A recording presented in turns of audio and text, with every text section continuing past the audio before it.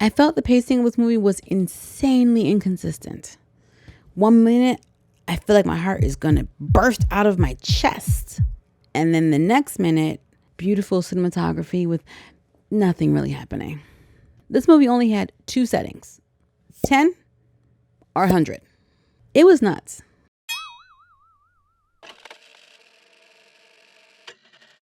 Hey guys, welcome back and Happy New Year. I missed y'all. If you're new here, my name is Lisa M. Waring, and this is Real Talk, a podcast where I discuss TV and movies more extensively and how art imitates life, imitates art. Each month we have a new theme, and January's theme is world-ending movies. Plus, I'm going to drop the poll early this month. So this Friday, you guys will have a chance to vote on the final apocalyptic movie for this month. So make sure you get your votes in. Up first on the list is the 2023 Netflix new release. It's a drama, mystery, thriller, Leave the World Behind. Been quite a lot of buzz around this film. Thought I'd pop in and see what it's about. Spoilers ahead. Let's get into it. Okay, so we have this married couple, Amanda and Clay, who live in New York. And they are so overworked and stressed by everything that on a whim, Amanda packs their clothes and books them an Airbnb for that day. This way, there is no excuse for them not to go. It's actually a smart tactic if you think about it. People need to start using their PTO from work. Book a vacation, book a staycation. I mean, you earned it, use it. Life's kind of short.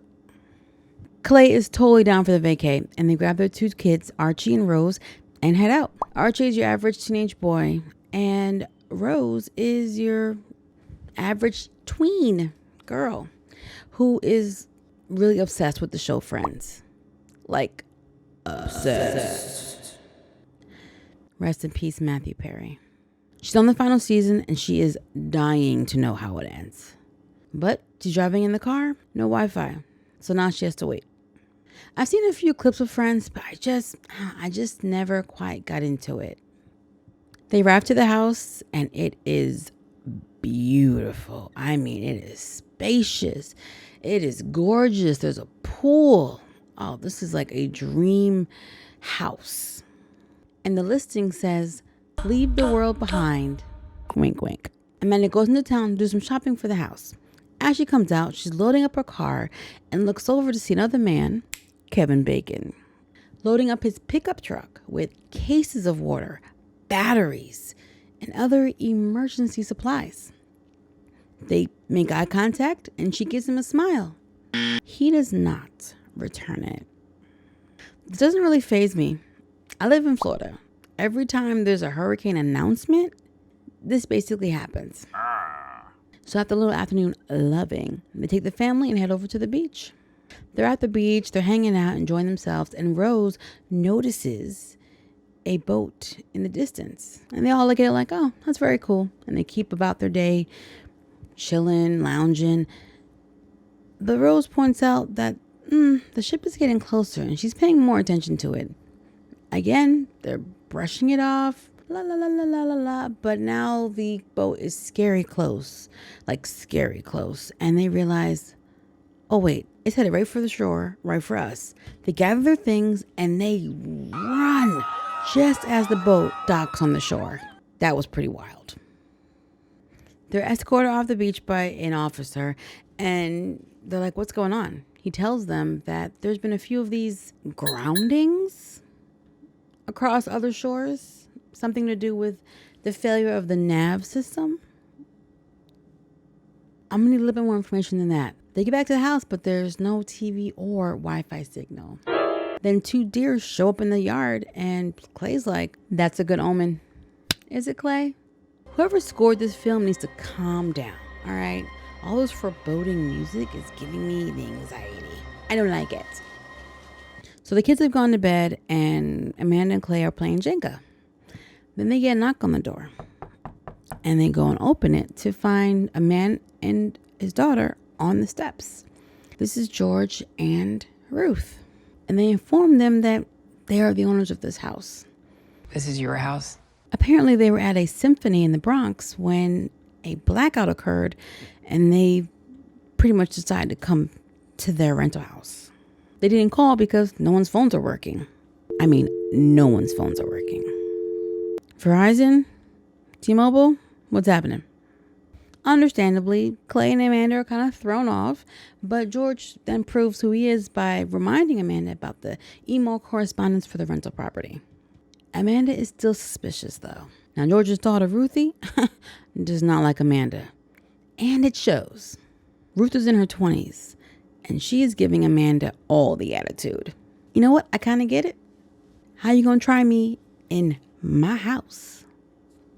George promises to refund them half their money, and him and Ruth stay and sleep in the basement. Amanda is keeping her head on a swivel. She don't trust them. While everyone is sleeping, a national emergency message pops up on the TV. Then it glitches, and we see a digital map of the United States lit up in yellows, oranges, and reds. Never colors you want to see in this scenario. There's been a cyber attack on America. Amanda wakes up to Rose on top of her, asking her to fix the TV because she can't watch Friends on her iPad or the television. Neither is working. First of all, you are not about to wake me out of my bed on my vacation to complain about no TV. We don't do that here. Amanda brushes her off and Rose leaves. Amanda checks her phone and she sees news alerts about the cyber attacks in America. She wakes up Clay immediately and tries to show him, but the alerts disappear. And again, no one's phones are working. Amanda's a bit upset. She wants Clay to handle having these people in their house. I'm sorry, whose house? You're renting it, sweetie. Rose tries to get her dad to come fix the TV, but he doesn't know what's going on. And now the screen isn't even blue. It is static, black and white. It's like snow. Rose goes outside and sits on a chair, and that's when she sees a few deer show up, and then a few more, and then a bunch more. And she gets up and walks towards them. Why? Cue the creepy music. Don't worry, nothing happens. Now Ruth is very worried because her mom was supposed to fly in that morning on a flight, and no one can get a hold of anybody. There's no TV, no internet, no phones, no nothing. And George tells her don't worry about it. He's sure that her mom's fine. Clay decides to drive him to town to get some information, and George gets in his car and drives to his neighbors, the Huxleys, because that's how rich that area is. Your nearest neighbor you have to drive to. Now, unfortunately for Clay, he has no phone, no GPS. He gets lost. He's just driving around. He doesn't know where he's supposed to be going. He runs into a woman who's kind of frantic, and she is speaking Spanish at him. I regrettably admit that after 4 years of Spanish high school, the only things I could make out were thank you, my house, need telephone, red. If you don't use it, you lose it. Clay understands even less than I did and drives off and leaves her there. As he's driving, he sees a drone dropping red gas. He does a hot U-ey and books it. But the drone is faster. He catches up with him. But it's not red smoke or gas. It is literally red flyers with a Arabic font that turns out to mean death to Americans, which we find out later from Archie, who only knows this because he played a video game that had the same exact message. Comforting. At the Huxley's house, George is looking around. Their front door was kind of open. The windows were broken. The floor is wet. The place looks a bit rough. So he heads into the backyard where he sees luggage scattered, clothes scattered, plane parts scattered, and bodies. Yeah. Bodies. He looks up in time to see another plane headed his direction. He runs, gets in the house as it nosedives and hits the shore, crashing. That would explain the Huxley's house looking kind of wrecked. Rose and Archie go into the woods and scope things out. Rose tells Archie that she saw a bunch of deer and she thinks they're trying to warn them about something. Archie gets bit by a tick. Oh God, and it looks nasty. Okay, I don't like the woods. George returns to the house, pretty shaken up. The man just saw a plane crash right before his eyes and bodies. So, yeah, I get it. He tells Amanda before all this happened that he had a sinking feeling this is where the market was headed.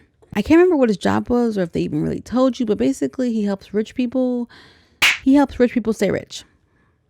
When he was at the Huxley's house, he had tried to use a satellite phone and got no signal.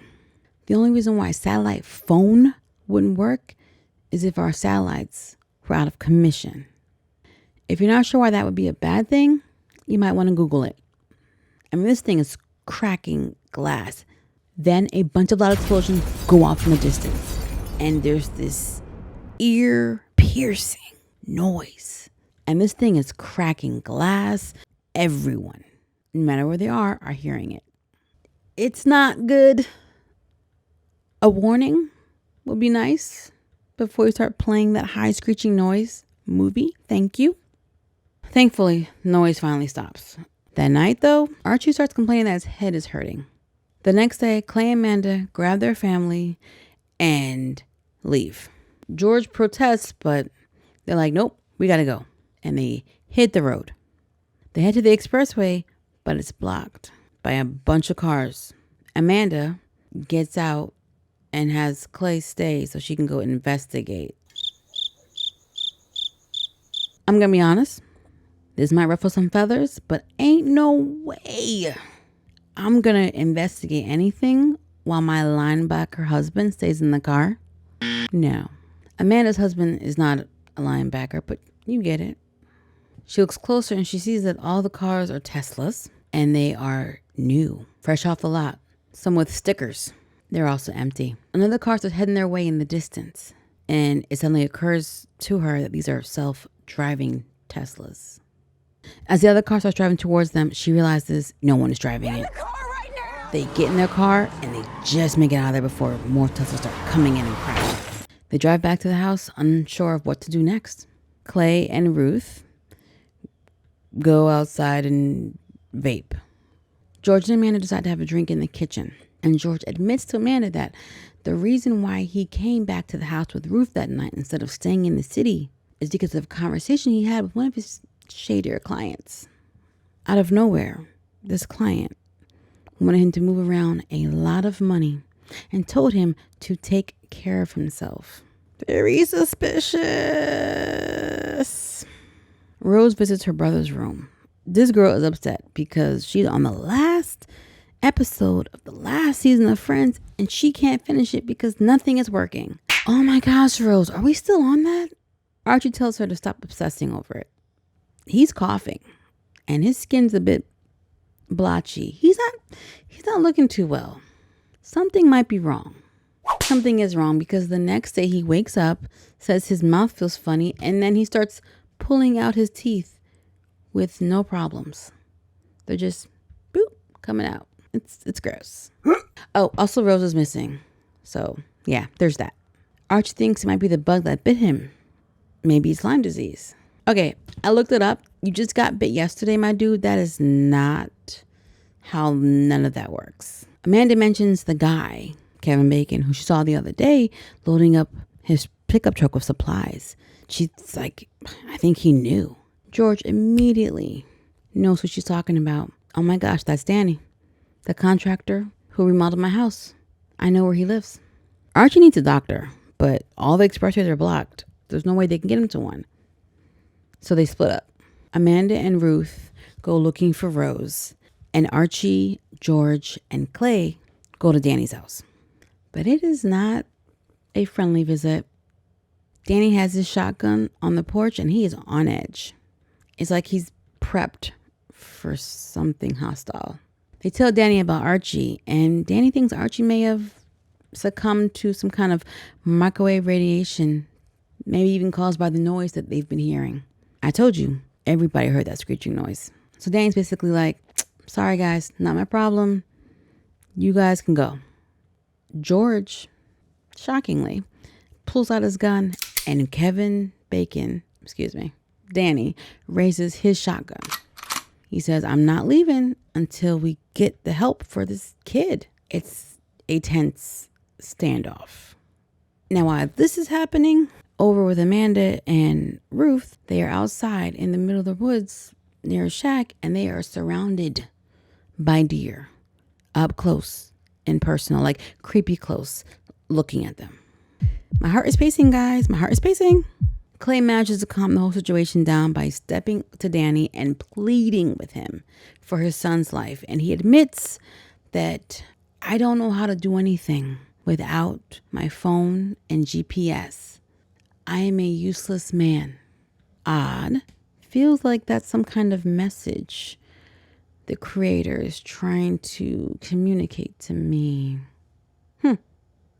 Basically, Clay pulls out $1,000 cash and gives it to Danny in order to get some medication for his son, which works. You do what you got to do. Danny says he thinks the Koreans are behind this because of his buddy who reached out to him, who saw flyers with Korean writing on it.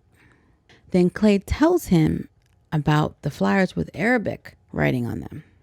Danny says, we've made a lot of enemies in the world. Maybe all this means is that they teamed up. Is that another message? Amanda and Ruth manage to yell and scream at the deer and scare them away. And they start walking deeper into the woods looking for Rose. Clay and George get back in the car with Archie. And George proposes some frightening things. One of George's shady clients used to work in the defense sector. And George learned some things, including a 3-stage military plan that could topple a government from within. First stage was isolation. Disable their communication and transportation. Make them deaf, blind, and dumb. Second, Synchronized chaos. Terrorize them with covert attacks. misinformation. Third stage will happen on its own if the first two are done correctly. A coup d'etat. Civil war. Yep, I could do it. Amanda and Ruth walk further into the woods and freeze. They see the city of New York with balls of smoke in the air, fires, and they can hear you screaming, yelling, and bullets. Then we see that Rose has found a house with a bunker in it. She heads in, grabs some food to eat, and walks downstairs into the basement where the bunker is. They got supplies and entertainment downstairs, including a big TV and a wall of DVDs. One of which is the entire season of Friends. Ruth pulls out the last disc, pops it in, and starts to play the final episode of Friends. You can see the real joy on her face as the screen lights up. Roll credits. My thoughts. I wanted to start the year off with a wild, fun, apocalyptic movie about the last of humanity, fighting zombies or something. But no. I get the movie produced by the former president of the United States about America being attacked and a possible civil war breaking out. Great. Obama, what are you telling me? Do I need to put on my conspiracy hat for this movie? If this was made by some writer or producer, random director, you'd be like, oh, okay. Coolio. Still scary. Interesting concept. But this was made by the former president of the United States. That changes the game a little. Yeah, they're the producers on it. See that? Michelle and Obama. Seriously, this movie was unsettling. The possibility of this happening is frighteningly real. Now, is this meant to entertain us, warn us, or scare us into control? I felt the pacing of this movie was insanely inconsistent. 1 minute, I feel like my heart is going to burst out of my chest. And then the next minute, beautiful cinematography with nothing really happening. This movie only had 2 settings. 10 or 100. It was nuts. Okay, so when the family is like seeing the ship coming to them when they're at the beach and they're brushing it off, they're not really watching the pattern and the direction it's headed, other than Rose. It just, is this a metaphor for us as a society right now? Being so naive and ignorant to the things that are happening around us, telling us a ship is coming and we're not moving out of its way or doing anything about it. Okay, let me get this out the way right now. When George and his daughter Ruth showed up on the doorstep, as a mother, I can sympathize with Amanda and understand her suspicions. It's the middle of the night. You're at an Airbnb in an area you don't know, and some guy and his daughter show up claiming to be the owners of the house. I get it. And even if they are the owners of the house, just because you rent a property from someone doesn't mean they're good people or trustworthy people. And the idea of having them inside of your house with your family is a lot. So I don't fault her suspicions. I probably would not have made mine as well known as she did. I would have been much more subtle with it. Amanda's hubby, Clay, he's more of an intellectual who likes to exercise his brain cells more than his muscle cells, which is cool. Everybody isn't going to be Rambo. However, in a time of crisis and stuff going on, I'm going to need you to tap in a little bit more into your testosterone levels, because we're at DEFCON 4 or whatever. I need something, dude. There's a time to think and there's a time to act. And there were all these little messages they were dropping throughout the movie. One of the characters, played by Mahershala Ali, it's nice to see him on screen again. It's been a minute for me. He talks about how, the idea of a conspiracy, of shadowing a group of people who like rule the world is a lazy explanation for things, when the reality is much scarier. No one is in control. No one is pulling the strings. Now, depending on where you sit within your belief system, you believe that, or there are different realms, spiritual and otherwise, and someone is pulling the strings. What realm they are in when they're pulling the strings is another thing, but that's another topic for another conversation, for another video. No need to get into that.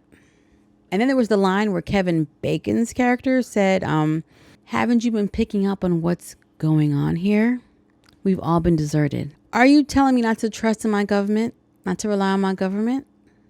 Just saying. Lots of messages. Let's talk about Archie's teeth real quick. At the end of the movie, when Rose finds the bunker, there is an emergency alert message popping across the screen, and it talks about there being elevated radiation levels detected near multiple population centers.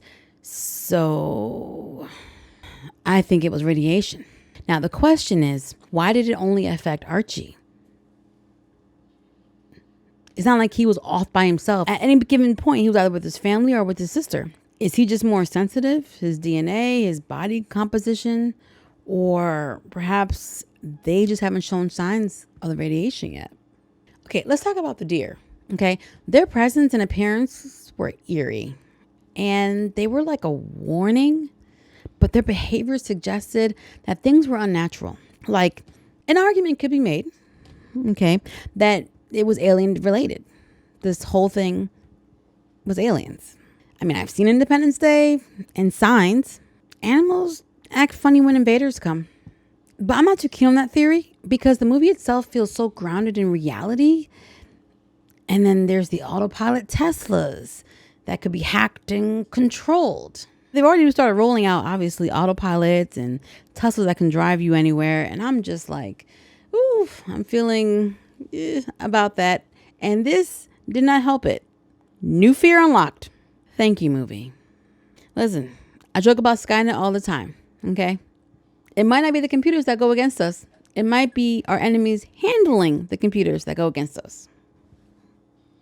I think what the crazy, scary thing about this is that if there was an attack of this magnitude, this strategy, this is exactly what it would look like. You would be blind. You wouldn't know what's going on.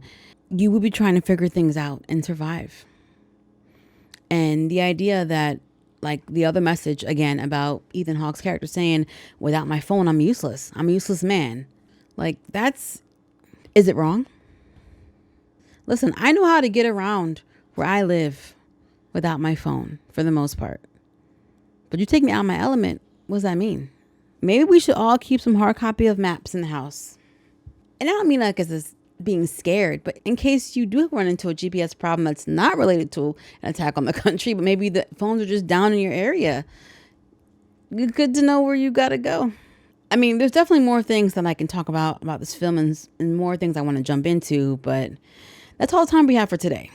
We can continue this conversation in the comments. I definitely want to hear from you guys about this movie.